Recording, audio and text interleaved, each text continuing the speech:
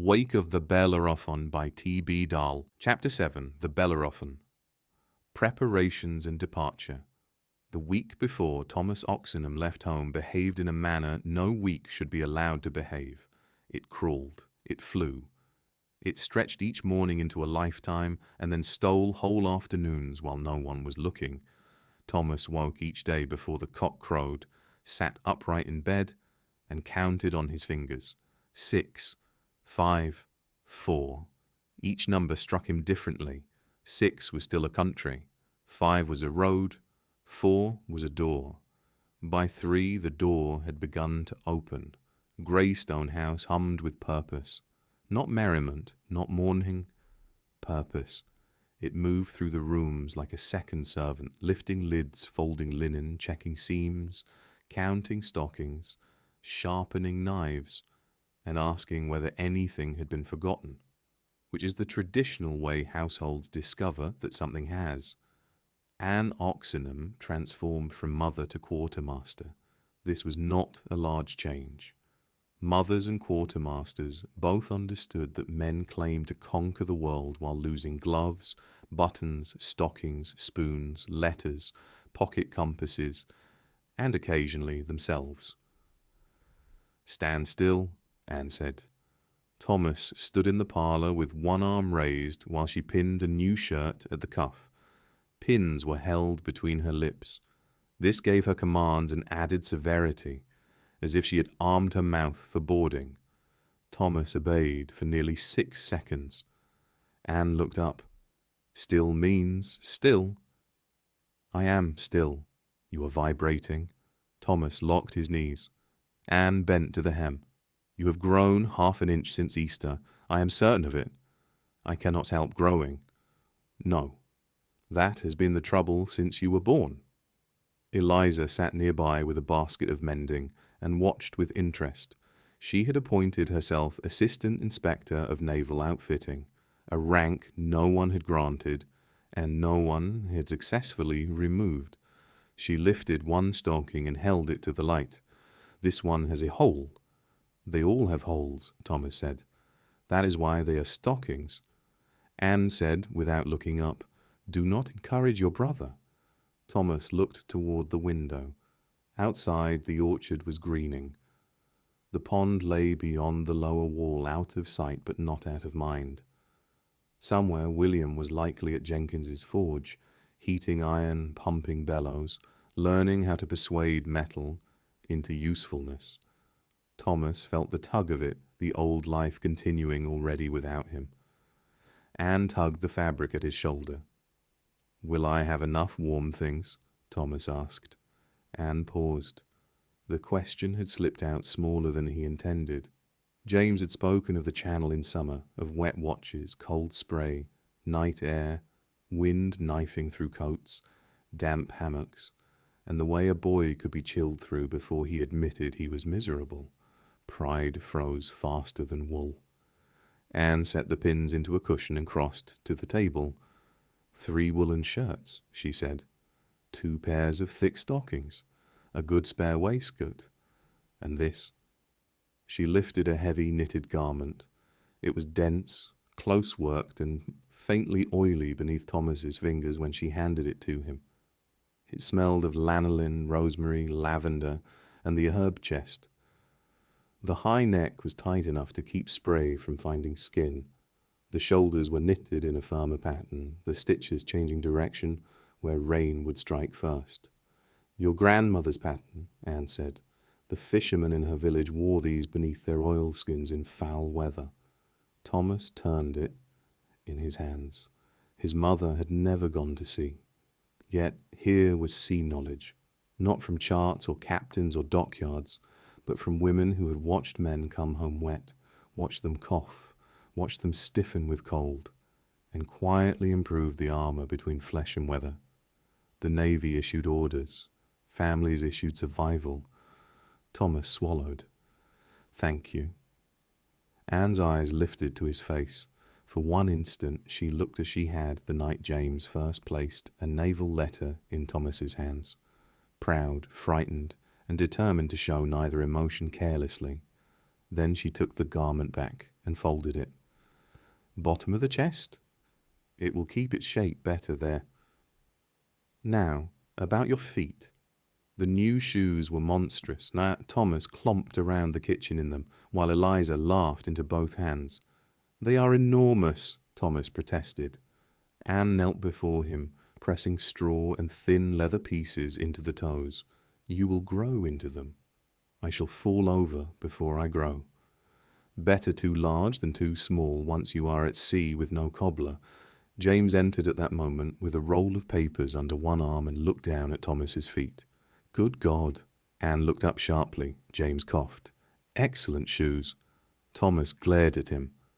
James placed the papers on the table. Beside them he laid 3 objects, each one carefully wrapped. For your chest, James said. Thomas forgot the shoes.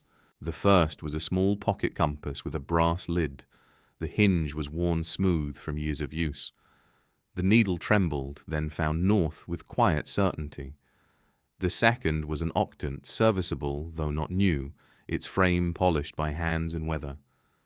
Thomas touched it with something close to reverence. The third was a logbook bound in oilcloth.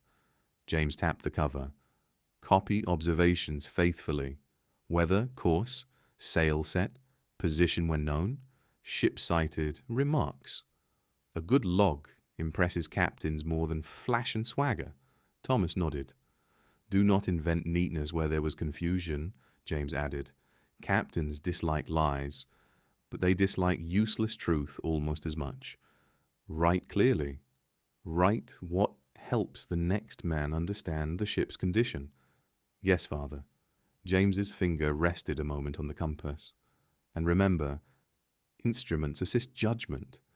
They do not replace it. Eliza approached once James had stepped away. She held out a small pouch. It was stitched more carefully than anything Thomas had expected from her hands. The seams were straight. The little drawstring worked. There was a small E sewn inside the flap, because Eliza trusted identity more when embroidered. For remembrance, Eliza said. Thomas opened it. Inside lay a lock of her brown hair tied with thread, and the tiny wooden horse he had carved for her years before. The horse had one leg shorter than the others and an expression of permanent alarm. Thomas looked at her. You kept this? Eliza lifted her chin. It is not a doll. No, it is a horse. A nervous one. He is brave in private. Thomas closed the pouch and tucked it into his waistcoat pocket, close against his heart. I shall keep it always. Eliza nodded once, satisfied by the oath. 3 days before departure, William appeared at the gate carrying one end of a sea chest. His father carried the other.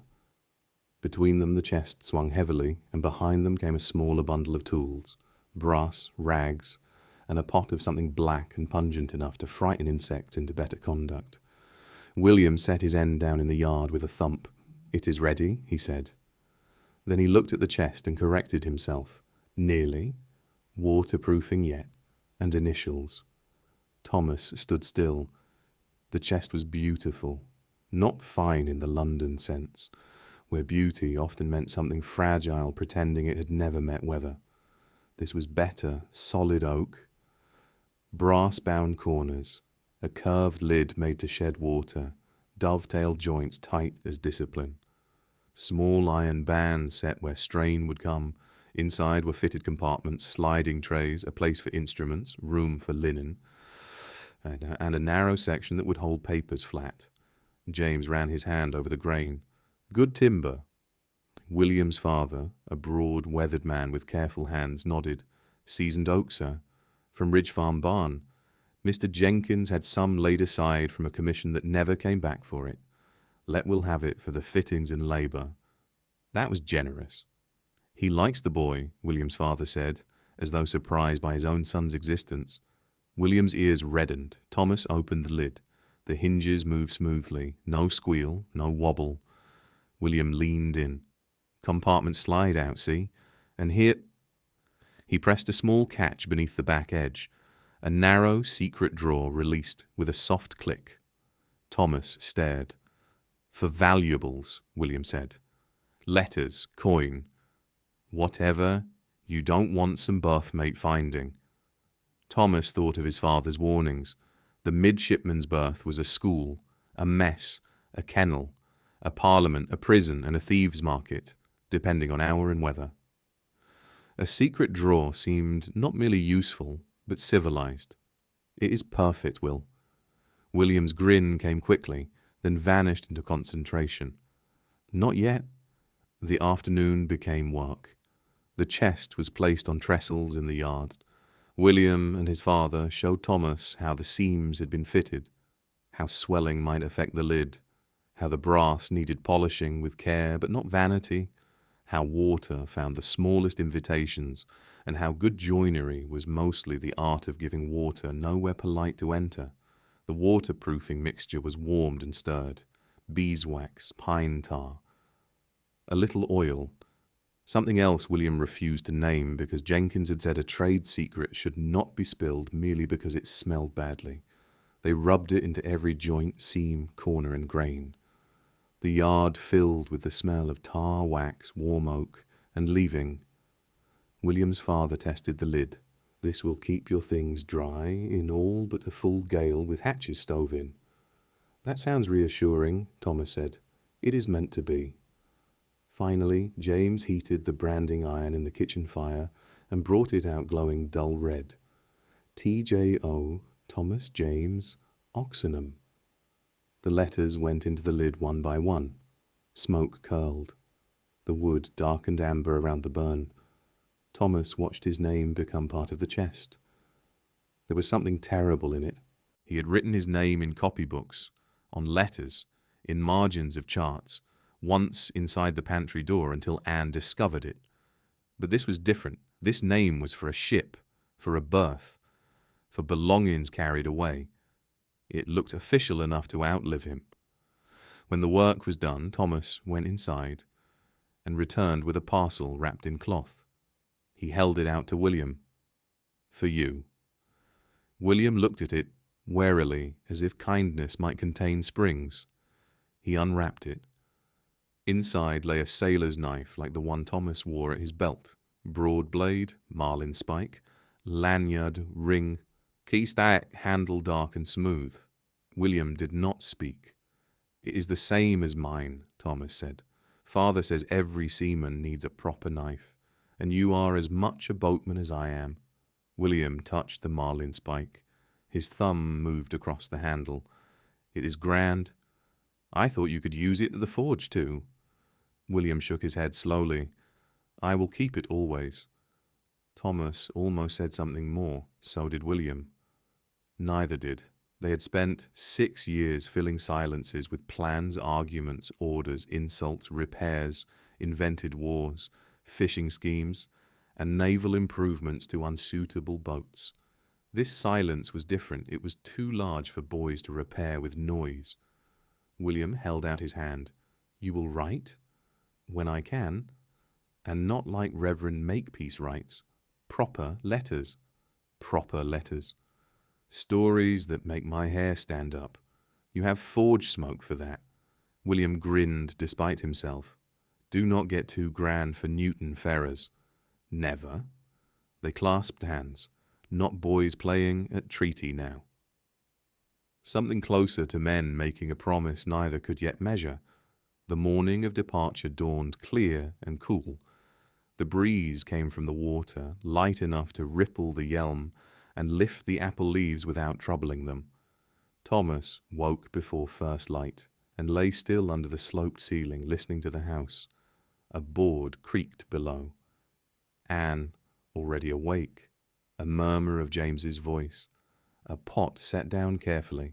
The ordinary noises had sharpened. This was the cruelty of leaving. It made every familiar sound apply for memory. Thomas dressed with deliberate care. New shirt, sturdy trousers, blue short jacket, stockings, the enormous shoes, still stuffed slightly, though less than before. Knife at belt. Eliza's pouch in his waistcoat. His hair had been cut short the day before. His head felt too light. Wind could now reach the back of his neck, which seemed impertinent. Downstairs breakfast waited, bread, eggs, cold ham, small beer. Anne had prepared enough food for a press gang. Thomas could barely swallow. Eliza pushed her food around her plate in a way that would normally have earned comment. No one commented. James entered from the yard. "The gig is ready. We should leave within the hour to catch the tide." The words walked into the kitchen and sat down among them. Anne rose. The sea chest waited by the door, packed and locked. Thomas placed one hand on it.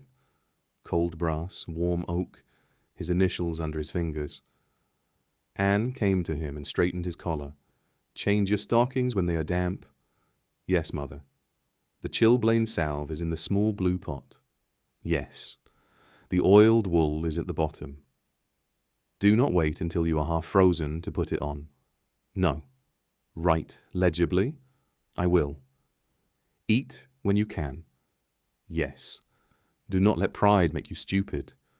Thomas looked at her. Anne's mouth tightened once. "That is a general instruction, not only naval." He tried to smile. It did not quite hold. "I will remember." Anne's hand lifted to his cheek. She did not touch him at once. Then she did, briefly. Her fingers were cool. Eliza launched herself at him from the side. Thomas caught her. She held him fiercely around the middle. "Do not get killed," she said into his jacket. "I shall do my best." "That is not good enough."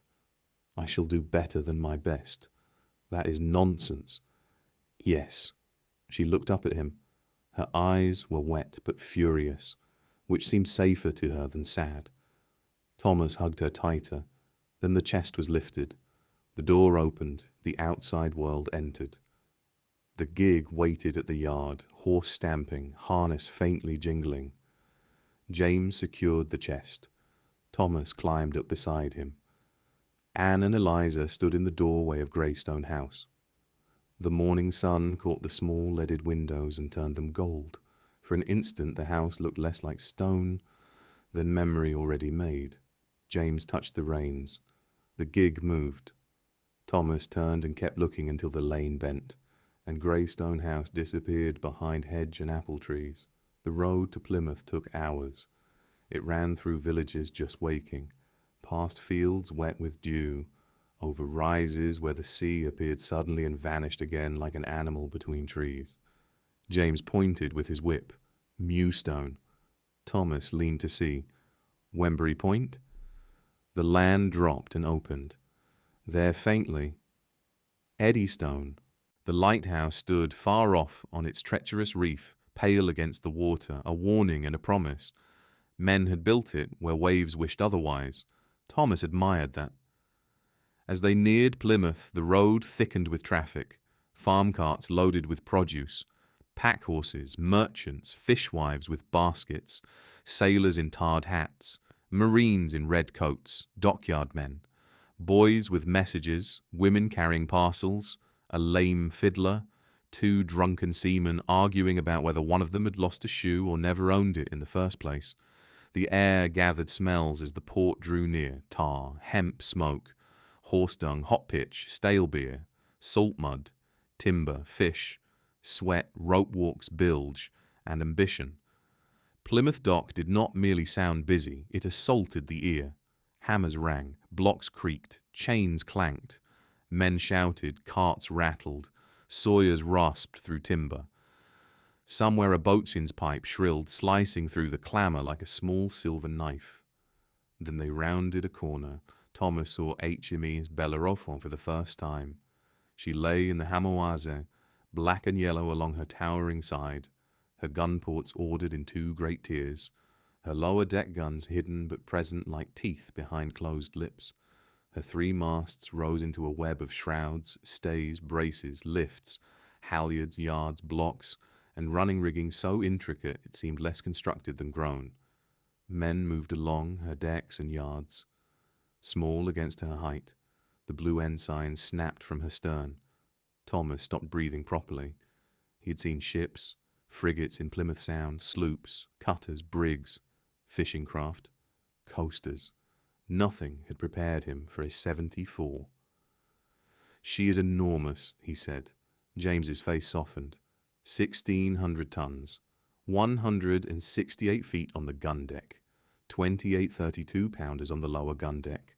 28 18-pounders above. 14 9-pounders on the quarterdeck. 4 more on the forecastle. Thomas did the tally automatically. 74. Officially. Carronades? Likely a few. Not counted in the rating. Short-range smashers.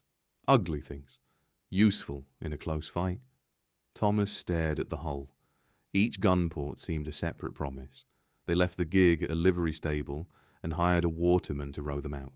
Thomas's sea chest was lowered into the stern of the boat with enough care to satisfy William in absentia. James stepped aboard first. Thomas followed, finding the boat's movement under him and adjusting before thought. The waterman shoved off. Oars dipped. Pulled, dripped. The boat slid into the harbour traffic. From the water, Bellerophon grew. Her side rose like a cliff. The entry port seemed impossibly high. Tarred shrouds climbed into sky. Her hull smelled of pitch, paint, oak, rope, iron, and men. A ship of the line was not an object, Thomas understood suddenly. It was a population made wooden, a floating town taught to kill in order. Near the bow, beneath the bowsprit, Thomas made out the figurehead, a carved warrior, a horse shape, wings. Bellerophon, Thomas said. James nodded. The Greek hero tamed Pegasus, slew the Chimera. Monster slayer. Yes. Thomas looked up at the ship again. He wondered whether ships knew their names and behaved accordingly. Some horses did. The waterman brought them alongside the entry port. A marine sentry stood above, redcoat bright against the dark side. James hailed upward. Captain Oxenham and son Thomas Oxenham, to see Captain Hope by appointment. The message travelled. Voices repeated it. Boots moved overhead. Permission came down. James climbed first. Thomas turned to his chest. The waterman reached for it. I have it, Thomas said. The waterman looked at the chest, then at Thomas, then at James. James said nothing. Thomas seized the handles and hauled. The chest was heavier than Friendship had seemed in the yard. It bumped against the side. He dragged it up awkwardly, one step, then another, jaw clenched, shoulder burning from the musket bruise. No one helped. This was mercy. At last he got it through the entry port and onto the deck. He stood on HMS Bellerophon. The upper gun deck stretched fore and aft, dimmer than he expected, pierced by gun ports, broken by hatches, crowded with cannon, tackles, buckets, ring bolts, mess tables stowed, men moving through it all with practised indifference. The deck had been holystone pale. Overhead beams crossed like the ribs of a giant beast. Hammocks were stowed in nettings above, tight rolls that would become beds when the ship surrendered to night. The smell struck him first. Salt, hemp, tar, bilge beneath cleanliness. Wood, powder somewhere distant, cooked food, unwashed men, wet wool, old smoke. No single smell dominated. It was not foul exactly. It was alive. It was the odour of hundreds of bodies and thousands of objects sharing air without asking permission. A gun captain shouted at his crew. Blocks rattled. Somewhere below, a pump clanked. A boy ran past with a coil of line over one shoulder and nearly collided with Thomas's chest. "Mind yourself," the boy snapped, then saw James's coat and vanished into obedience. A midshipman approached from aft. He was perhaps 15, but his face had weather on it, and weather makes boys appear older by accusing them of things they have not yet done. His coat was worn, his hat tucked beneath one arm. "Captain Oxenham?" "Yes." "Captain Hope is expecting you. This way, please." He glanced at Thomas in the chest. "I am Mr. Kempe." "Thomas Oxenham," Thomas said. "Not for long," Kempe said. Thomas did not understand. Kempe's mouth twitched.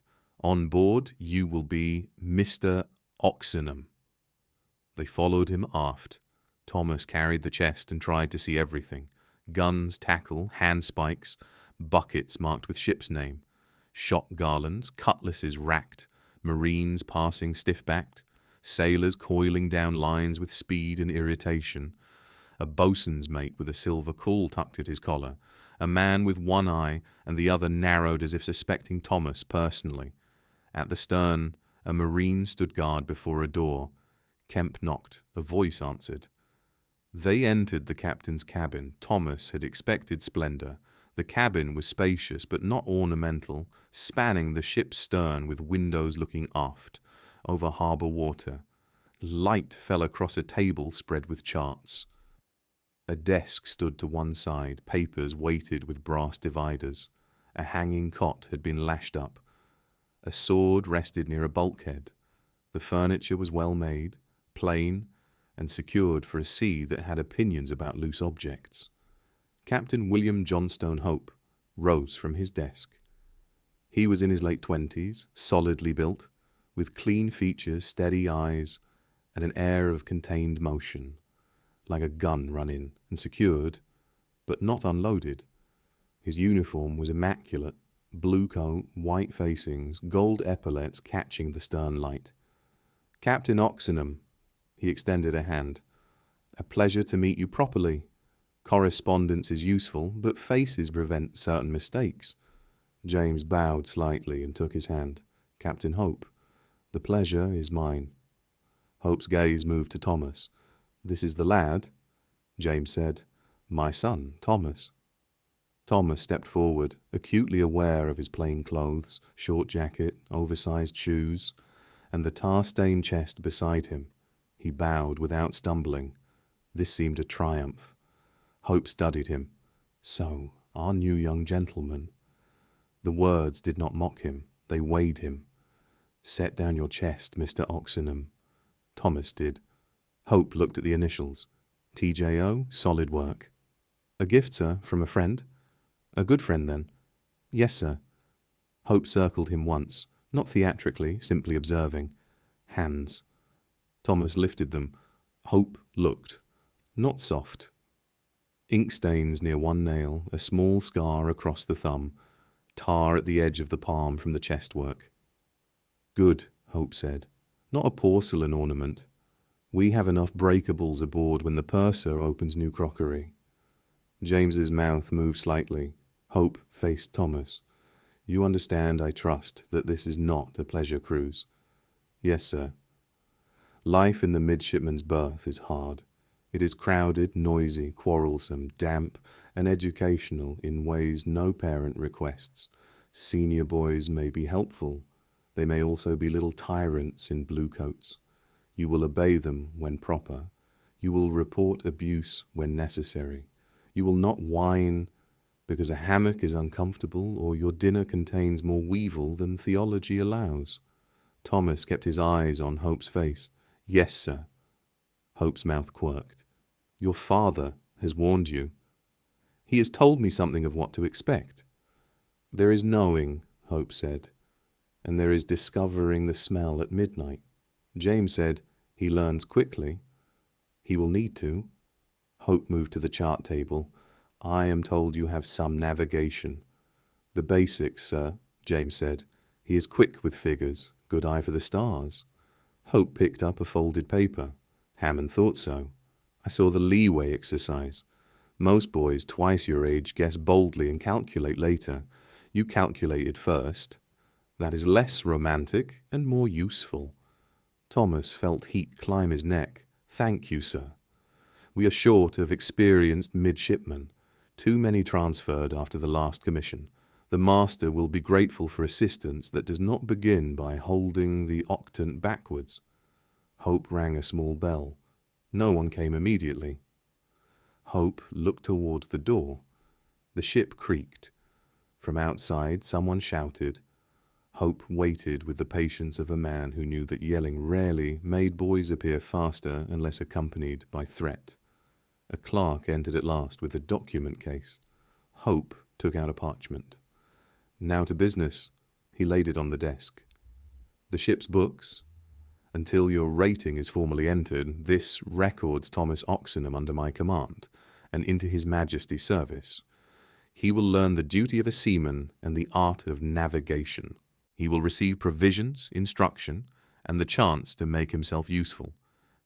If he fails to make himself useful, We shall discover whether he can at least make himself small."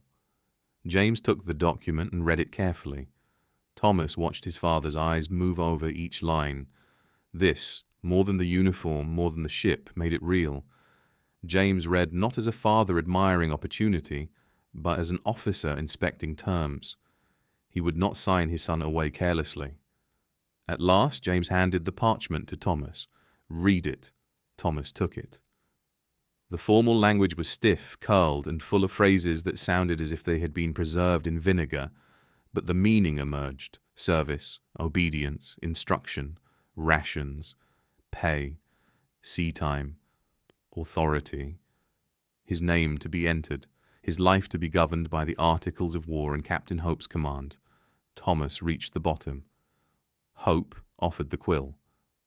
"Are you prepared to sign, Mr. Oxenham?" The room narrowed to ink, parchment, and his own hand.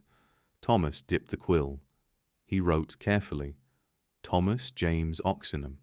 The letters looked both familiar and strange. James signed below. Hope added his signature with a swift, practiced flourish. He sanded the wet ink. "There," Hope said. "You are now officially in His Majesty's service."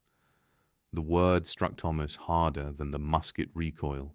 Hope rang again. This time Kempe appeared promptly, perhaps having learned something useful about bells.